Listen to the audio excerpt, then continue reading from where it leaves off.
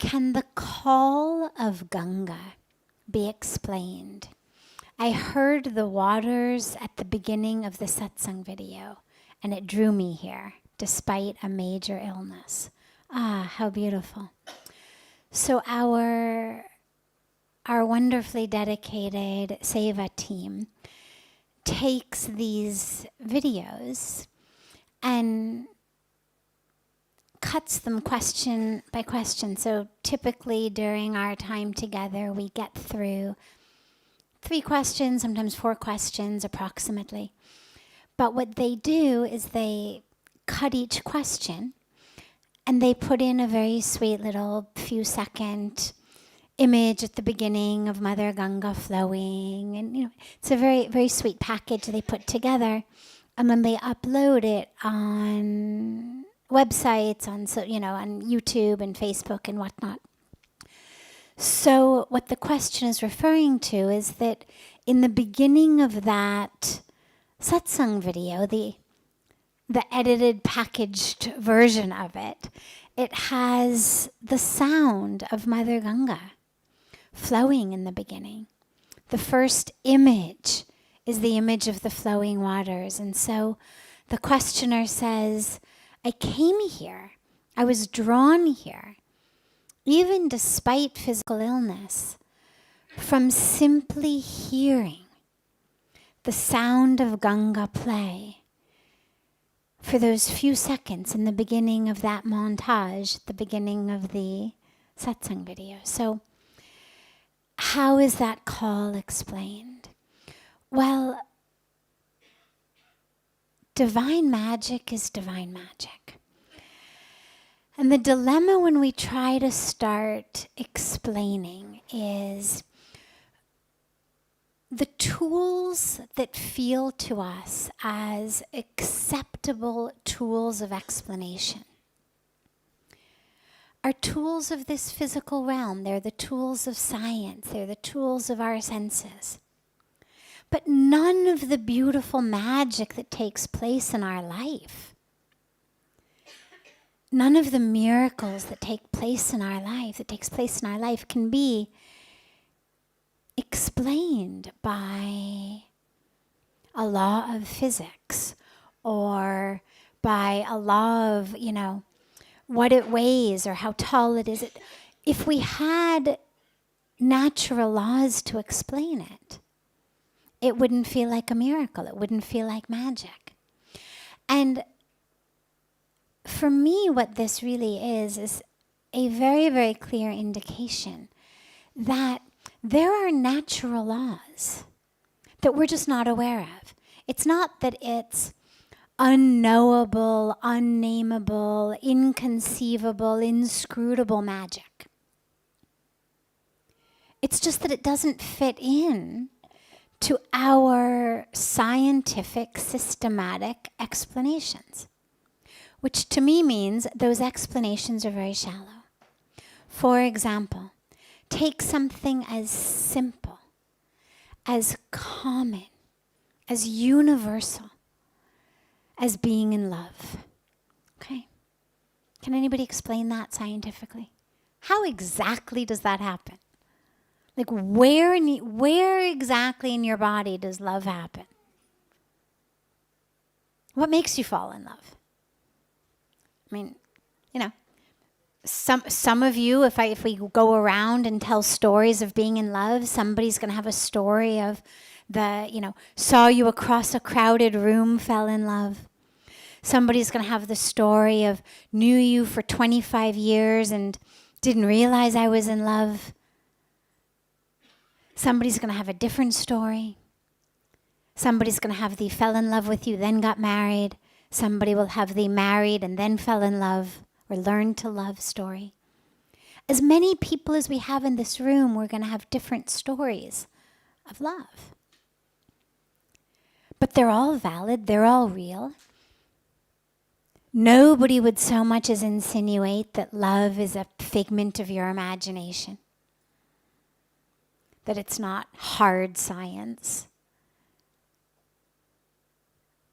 So interestingly, we're okay with having love be outside the realm of science.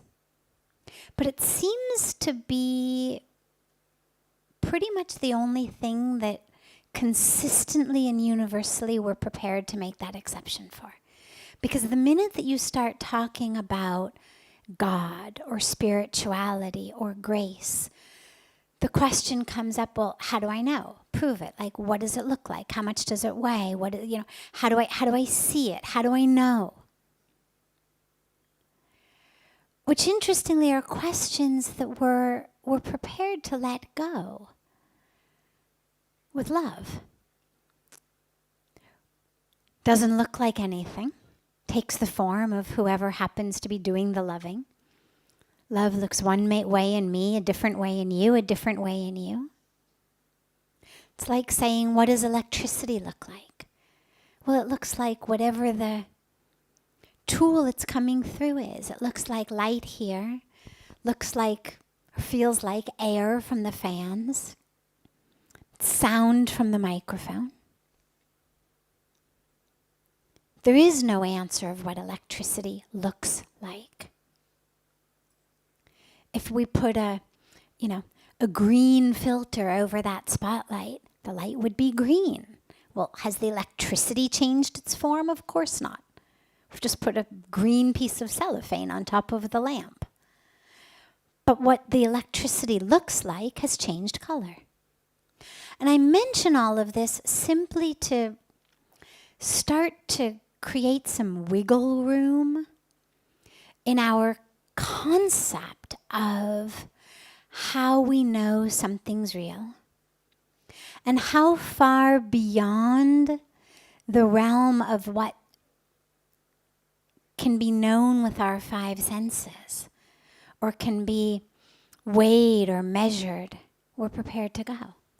Because in order to understand things like the call of Ganga, you have to be prepared to take a step outside of that realm. And all we're asking you to do is be prepared to walk the same way you walk when you think about falling in love. People who aren't in love, it's one of the things that so many people are yearning for. Oh, I just want to find somebody. Nobody is saying, well, I don't know because, I don't actually think love really exists. I think it's a figment of everybody's imagination. Even those who don't have it understand it exists. So with the call of Ganga, with the call of the divine, with any of the miracles, the magic, we have to simply be prepared to take the same step that we take as we're falling in love. It simply says, I have no idea what this looks like, how much this weighs, what law of nature this pertains to, but it feels better than anything in my whole life has ever felt, so I'm going to go with it. And that's all it requires. So the call of Ganga, it's a magnet. It's the energy that pulls us back to our source. And here it exists in the waters of Mother Ganga that are the form of the Mother Goddess. There are people in the world for whom it exists in so many other places in the world. People of other religions, people of other cultures, people of other races. There are many, many holy places in the world that call people from the inside. I'm sure if we delve into the lives of the masters, the mystics, the sages, the saints of all the world's religions, we're going to find stories. And even the devotees, the awakened devotees, are going to find stories of people being called. to so many different holy places, because it's the presence of the divine that calls you. Not with words, but literally with magnetic energy, the same way that the North Pole calls the hands on a compass. How does that happen? Well, all right, we can say magnetism. But that's just a word. It's just a word. We could come up with a word for the call of Ganga, and then we'd have a way to explain it. Magnetism is just a way of explaining a phenomenon that exists. So is gravity. Okay, things fall to the earth. Why? Let's call it gravity. Compass points to the North Pole in the northern hemisphere, to the South Pole in the southern hemisphere. Why? Let's call it magnetism. It's the relationship of the moon to the ocean. Let's call it a magnetic pole. But they're just terms, they're words. They've got different terms and words in different languages. I've given you the English. The term for this in the spiritual community is grace. That's what you call it. You call it grace. Like what the North Pole does is called magnetism. What the earth does is called gravity. They're all energies that pull you toward them. So if you want to call it the magnetism of Ganga, go ahead and call it that. If you want to call it the gravity of Ganga, go ahead and call it that. Really doesn't matter what we call it. What we know is it exists.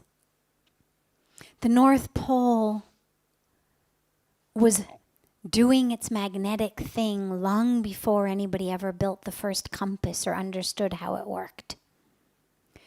Gravity was operational before the apple fell on Newton's head. Before we had words for it. This grace is here. It's called coming home. Coming back to the self. And in today's day and age, it's so hard to come back to the self in what most of our worlds and lives look like. And so Ganga pulls you. She pulls you here to come back to yourself, to that divinity within the self, and to her holy banks, where, things function a bit differently than they do in other parts of the world. Again, how do you explain it? We explain it by grace. Quantum physics talks about what happens to matter in different types of gravity. I'm not a quantum physicist, but I love the implications of it. So you take something like a black hole. Well, they'll tell you that in a black hole, matter, and I forget the numbers, I forget the statistics, but it's this huge amount of matter. So you could take, all the couches of the world, all the tables of the world, all the things of the world that feel very, very, very solid. And that they'd all fit on like the tip of a teaspoon. And yet, we also know by laws of physics that matter is never actually destroyed or created. So what happens to it? Well, nothing happens to it except the energy of that black hole does something to the matter that without dissolving it or destroying it, somehow that which occupied lots and lots and lots of space no longer does. I can't tell you any more than that about how it works because I don't understand. But for me, what it does is it makes us realize, wow, there's all these incredible powers of energy, ways that laws of nature function differently in different places, in different magnetic fields and areas, even right here on planet Earth. How does it work? I don't know. But we know it exists. And so the fact that in this spiritual vortex, you could say, in this place of very, very high and special spiritual vibrations, frequency, literally, things function differently, things happen differently. How? I don't know. But we take all of that and we call it grace. Like the scientists call it energy or gravity or, pressure or pull or whatever words they use. We call it grace. But if you'd prefer a different word, don't worry. Any word is fine. What matters is it happens, it's real. And whether it hits you through listening to the sound of Ganga in a few second montage before a satsang video on YouTube or Facebook, or it happens to you through going on the internet and seeing something that says Rishikesh, or having it come to you in a dream or in a meditation, or on the advice of a friend, or to me on the page I happen to open to in a several 100-page guidebook. Rishikesh, okay. However it happens, allow yourself to be called. You never see iron filings saying, yeah, make me. Forget it. No, I'm not gonna go. I'm sure in theory they could, but one would wonder what the point was. If here there was this incredible magnetic pull from the North Pole and you happened to be an iron filing, why would you not go along with the magnet? And so in the same way, when we feel that pull, rather than second guessing ourselves, the iron never wonders, well, God, do you think that's meant for me? Maybe that was meant for the guy next door to me. Maybe it wasn't really a pull to the North Pole. Maybe it was a, pull somewhere else. Well, no. Where it's pulling you, when you feel that, you're clearly being pulled. So allow it. Know that there's an order. There's a science behind it. Even if we don't have the words yet for it, even if we don't yet know how it works. It's better to abide by it. In the same way that it's much better to abide by the laws of gravity, even if you don't know what they're called. Right? We don't walk off buildings. We know, I'm going to fall to the earth, regardless of whether I understand how gravity works or not. We don't all go onto tops of buildings and wonder, well, God, I wonder if this applies to me. Right? I don't have to follow everybody. Yeah, everybody else is falling. Maybe I'm not going to fall. Who says I have to fall? I'm an independent thinker. I'm free. Nobody can make me plummet to the earth. Well, yeah, gravity can. And so when you feel a pull that's that strong, rather than second guessing it, rather than fighting against it, see what it's there for, because gravity applies to everyone. The magnetic pull applies to all of the iron. But not everyone gets the call to Ganga. That's not a call that everyone gets. And so if you've been someone who's gotten it, clearly you've gotten it for a reason.